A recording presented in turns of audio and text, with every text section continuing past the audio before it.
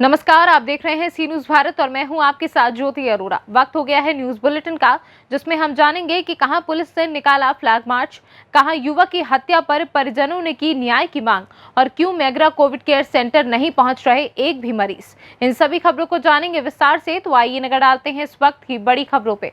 शमशाबाद क्षेत्र के गांव नगला जामुन भाग में विद्युत लाइन की निकली चिंगारी के कारण किसान के घर में अचानक आग लग गई, जहां आग लगने से किसान का लाखों रुपयों का सामान जलकर बर्बाद हो गया है। घटना मंगलवार शाम की है, जहां शमशाबाद क्षेत्र के धीमीश्री चौक के अंतर्गत गांव नगला जमनी भान में विद्युत लाइन से निकली चिंगारी से किसान लाल सिंह पुत्र नवल सिंह के घर में अचानक से आग लग गई, जहां आग को लगता देख परिवार में हड़कंप मच गया। आग इतनी भयानक लगी कि घर में रखा कीमती सामान जलकर राख हो गया है। आग लगते ही गांव के लोग एकत्रित हो गए, लेकिन आग विद्युत लाइन की चिंगारी से लगने के कारण किसी ने भी आग बुझाने का प्रयास नहीं किया, क्योंकि विद्युत सप्लाई चालू थी। गनीमत यह रही कि जिस जगह आग लगी वहां कोई भी मौजूद नहीं था। क्या नाम है आपका? लाल सिंह। कहाँ से हो? नगला जामुन भान। आज क्या हुआ है यहाँ पर? अरे बिजली काफ़ी दिन से गड़बड़ कर रही थी और ये लाइन ढीली है, स्पार्किंग करते रहते हैं। आज 11,000 छोड़ दी जाने, 11,000 उतर के आई है घर में, जैसे घर में आग लग गई है। बहुत बड़ा नुकसान हुआ, लगभग 4 लाख का नुकसान है। वो क्या क्या जला है इसमें? टीवी जल गया, फ्रिज जल गया और डबल बेड जल गया और ये कपड़े लत्ते बहुत सारे जल गए, कुछ जेवर जल गया। अभी तो देखना पड़ेगा क्या क्या जला है, बर्तन जल गए हैं। इस लाइन की पहले भी आपने कोई शिकायत की थी क्या? मौके की शिकायत कई बार करी, उसका सुन तो थोड़े ही है। एलआई साहब ने कोई जवाब नहीं दिया आपको? मैं तो और हमारे ऊपर आरोप लगा दें। कैसे कहते हैं? अरे सब यूँ कहते हैं सब सही है, चुतिया बनावत रहते जगह के, जगह को नाम और बदनाम करते हैं। क्या नाम है आपका? रामनिवास रघुवंशी। आज नगला जामनी भान में क्या हुआ है? तहसील फतेहाबाद की ग्राम पंचायत धमसरी के उपग्राम नगला जामनी भान में किसान लाल सिंह ढांकरे जी के आज घर में विद्युत विभाग की लापरवाही की वजह से 11,000 लाइन का करंट उनके घर में दौड़ा, जिससे उनके घर में काफ़ी सामान जलकर राख हो गया, जिसमें टीवी, फ्रिज, कूलर और भी अलमारी में जो भी सामान रखा था वो सब जलकर राख हो गया और कुछ भी सामान उस कमरे में नहीं बचा है। कई बार इन्होंने विद्युत विभाग को आगाह भी किया कि ये जो लाइन है इस पर कई बार एक्सपायरिंग होती रहती है, तार जलते रहते हैं, लेकिन विद्युत विभाग की घोर लापरवाही की वजह से आज लाल सिंह ढांकरे जी को घर पर जो भी सामान जला है उसका जिम्मेदार सिर्फ और सिर्फ विद्युत विभाग के ही संबंधित अधिकारी हैं। और तो और जब उन्होंने विद्युत विभाग के जेई एसडीओ से फ़ोन लगाया तो फ़ोन भी उठाना उचित नहीं समझा और किसी भी विद्युत विभाग के अधिकारी ने उनके घर पर आकर ये नहीं पूछा कि आपका बिजली विभाग के तार से कितना नुकसान हुआ है और आपका कितना सामान जलकर राख हुआ है। कितना लगभग कितना पैसे का नुकसान हो गया होगा? नुकसान 1-1.5 लाख रुपए का, 1-1.5 लाख रुपए का फर्नीचर का सामान है। बाकी और भी जो उनके घर में जैसे जेवरात हैं और भी कपड़े हैं और पैसे भी हैं, तो पूरा नुकसान 4 लाख के करीब हुआ है। आगरा से सी न्यूज संवाददाता विनय की रिपोर्ट।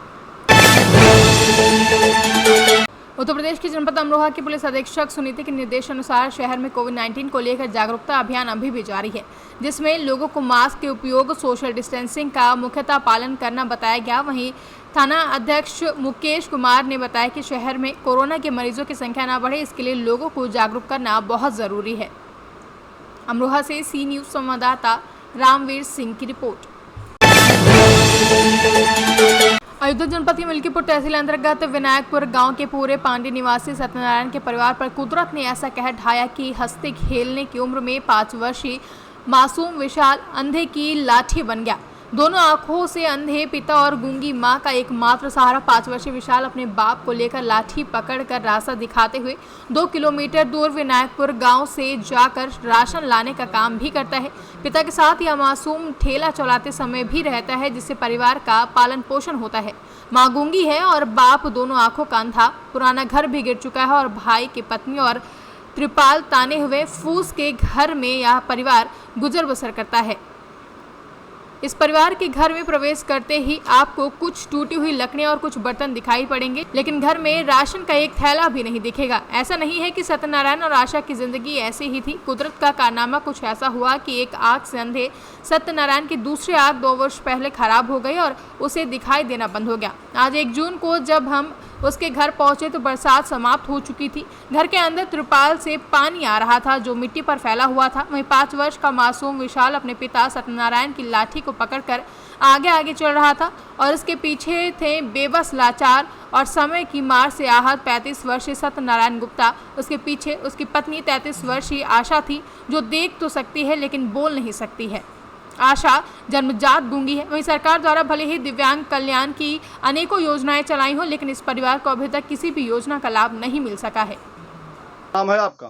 सत्यनारायण। कितनी जमीन है आपके पास? 100 बीघा है सब, 3 भाई हैं। तो आपके पास 5-6 हिस्सा है। हाँ, और ये आपके कौन है, पत्नी और बच्चे? ये पत्नी है, गूंगी है, ये बच्चे लड़का तो आपको आंख से दिखाई नहीं पड़ता है? नहीं। कितने दिन हो गए आंख से दिखाई नहीं पड़ता है? सब एक आँखी तो बचपन से है, एक ही आँख 2 साल हो गया खराब भी। खराब हो गई, दवा नहीं हुई? दवा नहीं हो पाई, सब महताई बाप है नहीं के कराओ, पैसा नहीं है? नहीं। तो ये आपके घर में बर्तन तो दिखाई पड़ रहा है, राशन पानी तो यहाँ ज़्यादा है नहीं? राशन पानी कुछ नहीं, कागज तो बड़े भाई के घर है, हमारा घर वहाँ गांव में गिर चुका है। अच्छा, बड़े भाई खत्म हो गए। तो भोजन का जुगाड़ कैसे होता है? अब वही 10 किलो पाते हैं सब। अच्छा।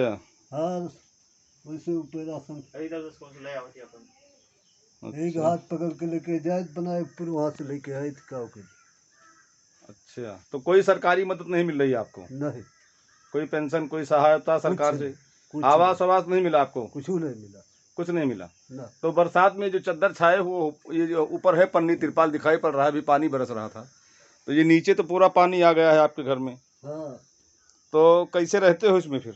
अब गाँव करे ऐसे गुजारा करी तो क्या करी? कोई मदद नहीं मिली कहीं से? नहीं। और ये बोल नहीं पाती हैं? हाँ, बोल दो। क्या नाम है? नाम बताओ अपना।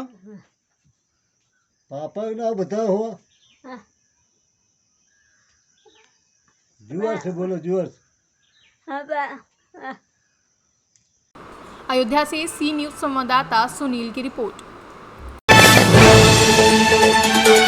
बाराबंकी पुलिस अधीक्षक यमुना प्रसाद ने नाइट कर्फ्यू के दृष्टिगत रात्रि भ्रमण कर फ्लैग मार्च किया, जहां बाराबंकी में कोविड-19 के दृष्टिगत शहर क्षेत्रों में भ्रमण कर जगह जगह फ्लैग मार्च निकालकर रात्रि कर्फ्यू का अनुपालन कराने के लिए पुलिस अधीक्षक यमुना प्रसाद द्वारा भारी पुलिस बल के साथ लोगों को जागरूक किया जा रहा है और नाइट कर्फ्यू का अनुपालन कराने के लिए लोगों से अपील भी की जा रही है। कोविड गाइडलाइन के अनुसार आज से कई शहरों में अनलॉक की प्रक्रिया शुरू की गई है। उसी में हमारा जनपद बाराबंकी है, यहाँ पे केसेस कम हैं और उसके अनुसार ही अनलॉक की प्रक्रिया यहाँ पर शुरू की गई है। सुबह 7 बजे से लेकर के शाम 7 बजे तक सभी को अपने शॉप को ओपन करने का परमिट दिया गया है और इसके बाद 7 बजे के बाद रात्रि 7 बजे से सुबह 7 बजे तक कोरोना कर्फ्यू लागू रहेगा, जिसकी का अनुपालन कराने के लिए हम लोग फील्ड में निकले हैं। सभी से अनुरोध किया जा रहा है जनसंवाद करके कि अपने अपने घरों में रहें, अनावश्यक रूप से नहीं निकले। केवल इमरजेंसी सर्विसेज के लिए ही सारी चीज़ें ओपन हैं, जैसे मेडिकल फैसिलिटीज़ हुआ उसके लिए ओपन है। आप लोग अपने अपने घरों में जाएं, सभी शॉप बंद करके अपने घरों में रहें, कोविड नियमों का पालन करें, सोशल डिस्टेंसिंग रखें, मास्क लगाएं, सैनिटाइजर का उपयोग करें और अपना जीवन बचाने के लिए हमारा साथ दें। बाराबंकी से सी न्यूज संवाददाता सूर्यकरण सिंह की रिपोर्ट। यूपी के बुलंदशहर में पत्रकारों के लिए वैक्सीनेशन प्रक्रिया शुरू की गई, जहां सरकार द्वारा पत्रकारों के लिए अनोखी पहल की गई है। पत्रकार बंधुओं ने अपना टीकाकरण कराया और सभी पत्रकारों को ज्यादा से ज्यादा वैक्सीनेशन कराने के लिए भी कहा। न शासन और प्रशासन का आभार व्यक्त करते हुए कहा कि पत्रकार भी फ्रंट लाइन वर्कर हैं, ऐसे में उनके लिए वैक्सीनेशन प्रक्रिया अच्छी पहल है। तो क्या क्या उनको सम्मिलित करना पड़ेगा और किस तरीके से उनको वैक्सीनेशन लगेगी? अच्छा, वो अपना आधार कार्ड लेके आएंगे। आधार कार्ड से फिर वो इस पे पोर्टल पे चढ़ जाएगा आधार कार्ड और मोबाइल नंबर उनका। फिर पोर्टल पे चढ़ने के बाद हम उनको एंट्री करके वैक्सीन। जो लोग वैक्सीनेशन लगवा चुके हैं और दूसरी वैक्सीनेशन का इंतजार कर रहे हैं, उनका भी लगाया जा रहा है सेकेंड डोज? सेकेंड डोज तो 84 दिन बाद लगेगी, कोविड शील्ड। 84 दिन बाद। जिसको लग चुका है क्या वो भी है अभी आपके पास सेकंड डोज? सेकंड डोज अभी तक हमारे पास कोई नहीं आई है, हमारे पास फर्स्ट डोज लगी है। क्या नाम है आपका? ओम बाला।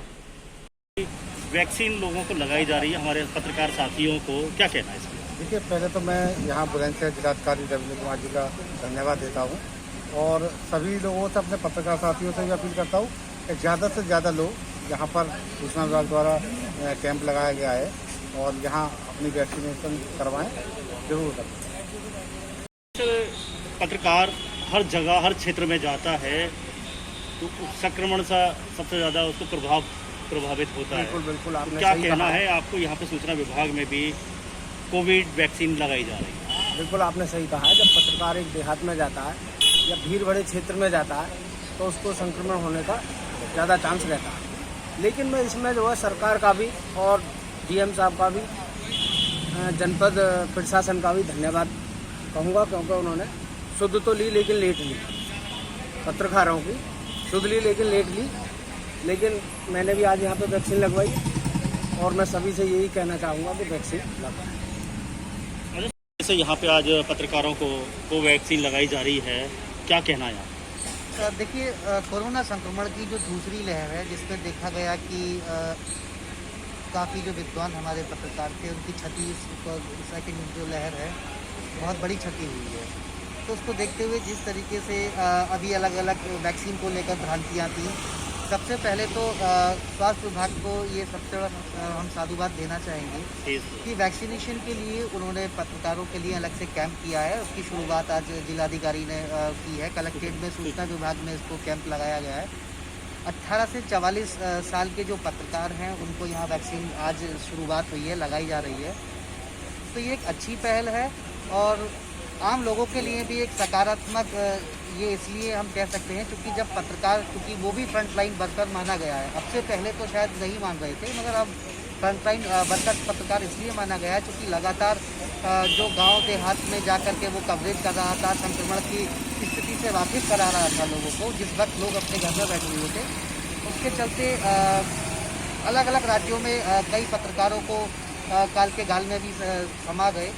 तो एक बड़ी पहले मैं उनको संवेदना व्यक्त करता हूं जो ऐसे कोरोना संक्रमण काल में लोगों को कोरोना की स्थिति से वाकिफ कराते हुए आज हमारे बीच नहीं है। पहले उनके परिवारों को हम सबसे पहले नमन करते हैं और उन पुण्य आत्मा को भी नमन करते हैं जो आज हमारे बीच नहीं है। वैक्सीन बहुत ज़रूरी है, लगानी चाहिए। जैसा कि वैज्ञानिक भी बता रहे हैं कि वैक्सीन एंटीबॉडी आपकी डेवलप करेगी, तो ये बहुत ज़रूरी है। बाकी हमारे पत्रकार साथी हैं, हमसे वरिष्ठ भी हैं, उन्होंने भी आज वैक्सीन ली है। तो हम यही अपील करेंगे, वैक्सीन लेनी चाहिए और ज़्यादा से ज़्यादा लोग, आम लोग भी, चाहे वो अपने पीएससी जाएँ, अपने सीएससी जाएँ, वैक्सीनेशन कराएँ। अधिकारी द्वारा यहाँ पे बुलंदशहर में कोवैक्सीन का इंतजाम किया है, सभी पत्रकारों को सर वैक्सीन किया जा रहा है, तो क्या स्थिति दिख रही है, क्या है पूरा?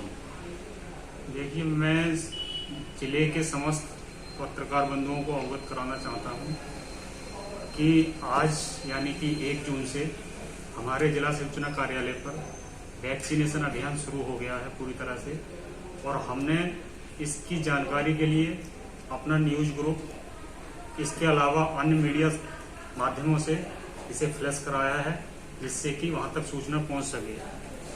और इसके बाद भी हम लगातार ये सूचना को प्रसारित करते रहेंगे। रही बात यहाँ की सेंटर की, वैक्सीनेशन सेंटर बनाया गया है, तो यहाँ पे 18 से 44 वर्ष एज ग्रुप के लिए एक काउंटर है, उससे 45 प्लस वालों के लिए दूसरा काउंटर बनाया गया है। 2 काउंटर बनाए गए हैं और ये आपने पूरा कवर कर ही लिया होगा। तो ये यहाँ का वो है। अच्छा, जो सामने गाड़ी खड़ी है उसका क्या? जी जी जी, इसके लिए एक एम्बुलेंस भी मेडिकल टीम द्वारा लगाई गई है। जैसे यहाँ पे वैक्सीनेशन होने के बाद जब यहाँ पे 20 से 30 मिनट के लिए बिठाया जाता है, जिससे कि अगर कोई प्रॉब्लम होती है बीच में तो एम्बुलेंस उसके लिए तुरंत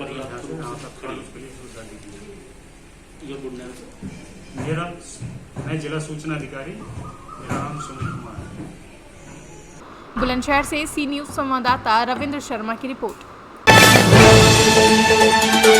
यूपी के बुलंदशहर के हसनपुर गांव में एक व्यक्ति की हत्या का मामला सामने आया है, जहां प्रधानी व बीडीसी के वोट खुलने वाले दिन दो परिवारों में चुनावों को लेकर आपस में झगड़ा हो गया था, जिसके बाद परिवार के ही चाचा ने अन्य लोगों के साथ मिलकर खेतों में ले जाकर मदन सिंह नाम के एक व्यक्ति की हत्या कर दी, जिसमें पीड़ित परिवार ने थाने में पुलिस को सूचना दी है। जहां मृतक के पिता का कहना है कि सूचना के आधार पर पुलिस ने 2 व्यक्तियों को गिरफ्तार किया था, मगर पुलिस ने फिर दोनों आरोपियों को छोड़ दिया। मृतक के परिवार वालों ने आरोप लगाते हुए कहा कि पुलिस कोई भी उचित कार्रवाई नहीं कर रही है, जिसको लेकर आज पीड़ित पक्ष ने एसएसपी कार्यालय आकर न्याय की गुहार लगाई है।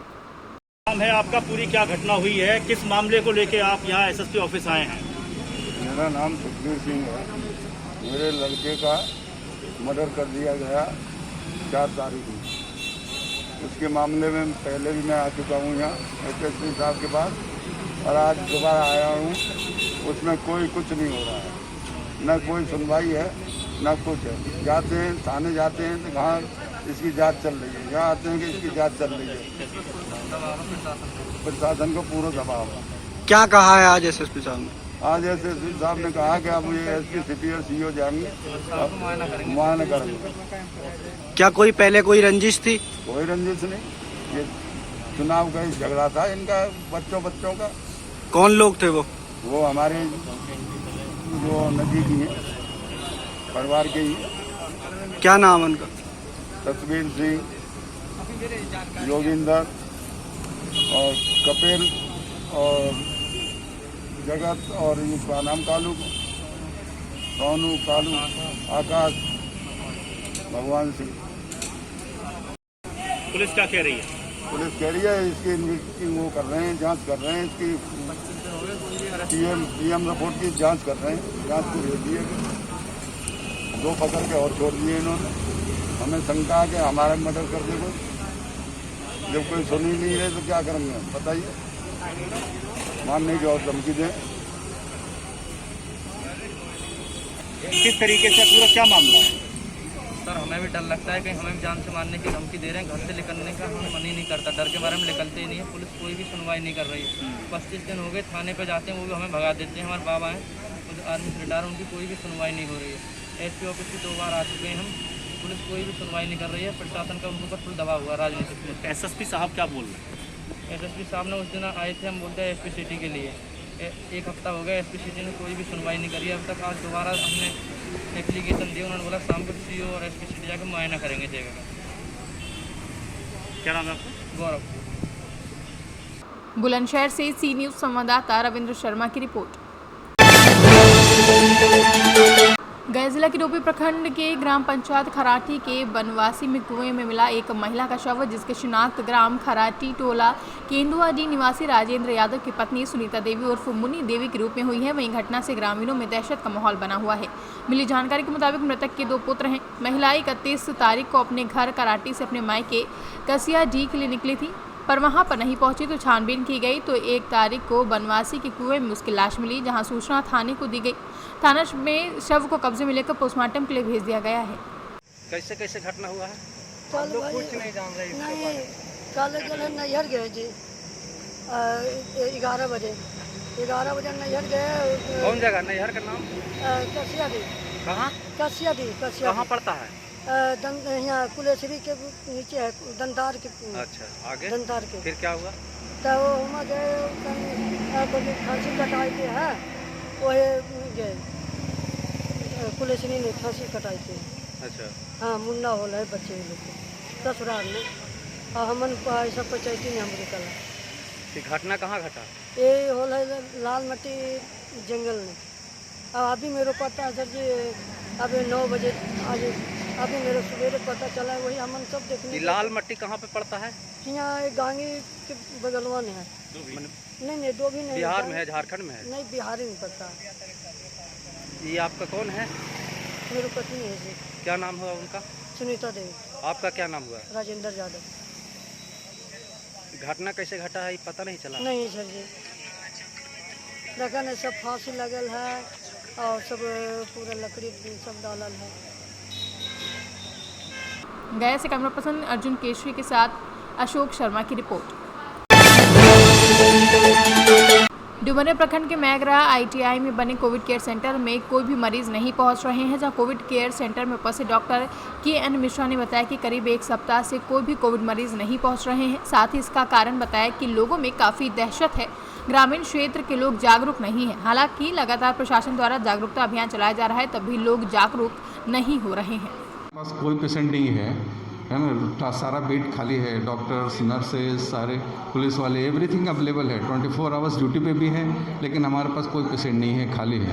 पूरा शाम से इसको लाया गया, लेकिन इसकी कुछ व्यवस्था का कोई लेना देना नहीं है। सांप भी आ रहा है, छिपकली है, बिच्छी है, सब कुछ ऐसे रोज़ इसको यहाँ केयर की कमी के कारण पूरा चारों तरफ कहीं सांप है, कहीं कुछ है। हम लोग शिकायत भी किए हैं DM ऑफिस से, लेकिन उसका कोई अभी तक निवारण नहीं हुआ। अवेलेबिलिटी के लिए 24 आवर्स सारे डॉक्टर्स हैं, नर्सेज हैं, पुलिस वाले हैं, सब कुछ है, 4th ग्रेड है, सब कुछ है। पेशेंट नहीं है, लोगों में अवेयरनेस नहीं है, इस कारण से हमारे पास पेशेंट नहीं आ रहे हैं। तो जो लोग बीमार पड़ रहे हैं, इधर उधर भटक करके अपनी जान भी गंवा रहे हैं, यहाँ तक नहीं पहुँच पा रहे हैं। इसका कारण है सिर्फ लोगों में जागरूकता। आपका काम है, आप जागरूक करिए, लोगों को हमारे पास भेजिए। जैसे ही लोग इफेक्टेड होते हैं, जैसे किड से पॉजिटिव होता है, जरा भी सिक होता है, हमारे पास भेजिए। हमारे पास रहने के लिए बेड, खाना, सब कुछ, एवरीथिंग अवेलेबल है, मेडिसिन वगैरह सब कुछ है। कहीं ना कहीं किसी को डर भी सता रही है कि अगर जाएंगे वहाँ तो वापस नहीं। ये तो पहले ही बता दिया उन्होंने, डर सता रही है। डर लोगों को यही नहीं पता कि आखिर हो क्या रहा है, आखिर क्या चीज़ है। इसके लिए लोगों को ये बताना होगा कि वैक्सीन हमारा एकदम कम्प्लीटली सुरक्षित है। लोगों पे देने से किसी की जान नहीं जाती है, किसी और वजह से जा रही हो उसका बात और है, लेकिन इस वैक्सीन से किसी का जान नहीं जाता है, बल्कि सेफ्टी के लिए दिया जा रहा है, आगे भविष्य में भी सुरक्षित रहें। अच्छा, कोई भी पेशेंट यहाँ पर अगर आते हैं, उनको संदेह हो कि हम कोरोना हमें हो गया है, तो डायरेक्टली यहाँ पे डायरेक्टली आ सकते हैं, बट चूँकि it's an Covid care centre, directly है। अगर कोई पेशेंट हमारे पास उस टाइम होगा, कोविड का पेशेंट होगा, और डायरेक्टली उसको एडमिट करें, दैट्स ए रॉन्ग। इसलिए है कि अगर वो कहीं से टेस्ट करा के आता है, वो हमारे पास पॉजिटिव केस होता है, तब फिर उसको हम बेस्ट ट्रीटमेंट यहाँ दे सकते हैं। नहीं तो हमारे पास किट अवेलेबल है, हम खुद यहाँ टेस्ट करेंगे उसको, अगर वो पॉजिटिव है तो उसको हम इंडोर करेंगे। ये देहात है, ट्राइबल इलाका है, लोग डरे सहमे से हैं।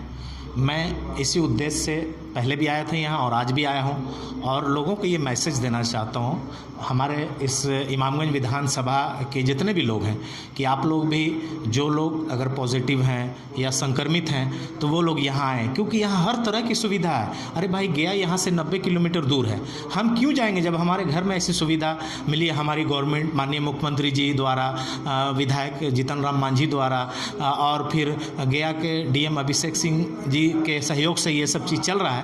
तो हम लोगों को ये मैसेज देंगे कि आप लोग आएँ यहाँ, आप भी बचें, दूसरों को भी बचाएं, समाज को भी बचाएं। हर लोगों की जिम्मेवारी है कि यहाँ पर आएँ और लोगों का ऐसा मैसेज देने का काम करें। अच्छा, यहाँ पे क्या पाया आपने, क्या क्या देखा यहाँ? देखिए, यहाँ पे तो डॉक्टर साहब 24 आवर्स हैं, नर्स भी हैं 24 आवर्स, पुलिस प्रोटेक्शन भी है, खाने पीने का भी इंतज़ाम है।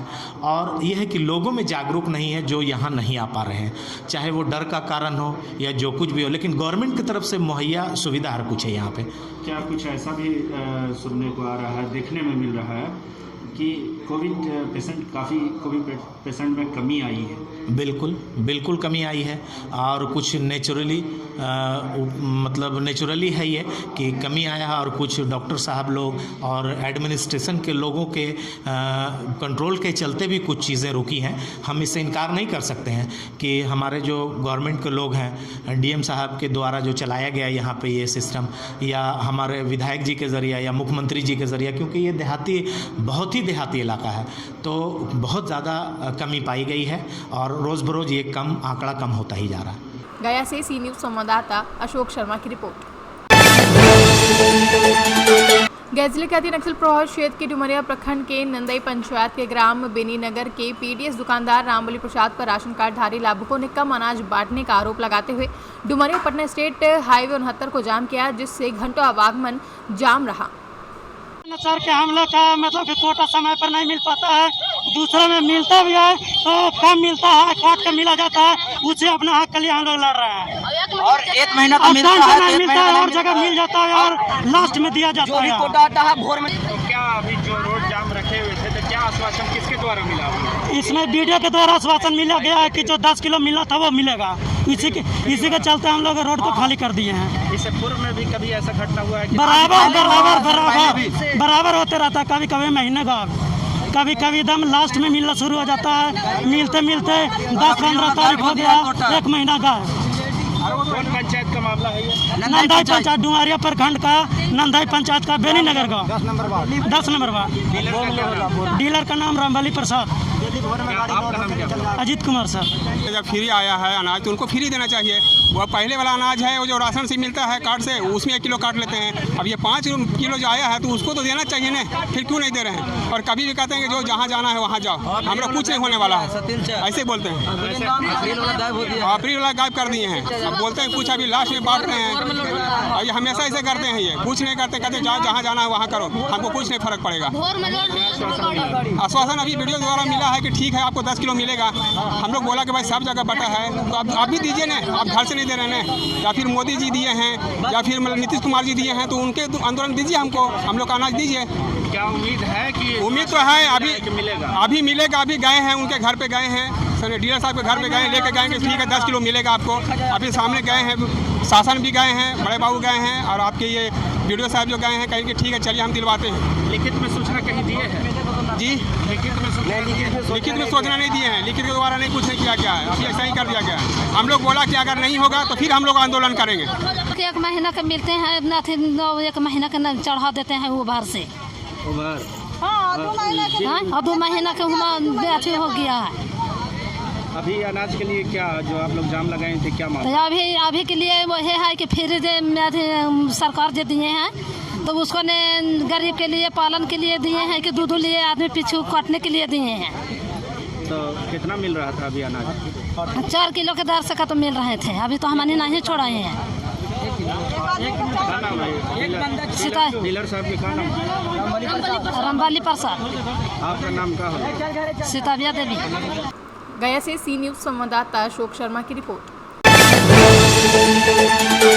गया जिले के इमामगंज सामुदायिक स्वास्थ्य केंद्र के आशा फैसिलिटेटर द्वारा अस्पताल प्रबंधक और ऑपरेटर पर कमीशन मांगने का आरोप लगाते हुए मार्च माह में गया जिलाधिकारी को आवेदन सौंपा गया था, जिसकी जांच करने के लिए जिला से एक टीम गठित कर मंगलवार को यानी कि 1 मई 2021 को इमामगंज सामुदायिक स्वास्थ्य केंद्र भेजा गया था, जहां जांच करने आए शिरघाटी LRDC और 2 चिकित्सक ने बताया कि आशाओं द्वारा की गई शिकायत के हर बिंदुओं पर जांच की गई है, जिसकी रिपोर्ट जिलाधिकारी को सौंप दी जाएगी। साथ ही जाते जाते आशा दीदियों को आश्वासन दिया कि आप लोगों को न्याय मिलेगा।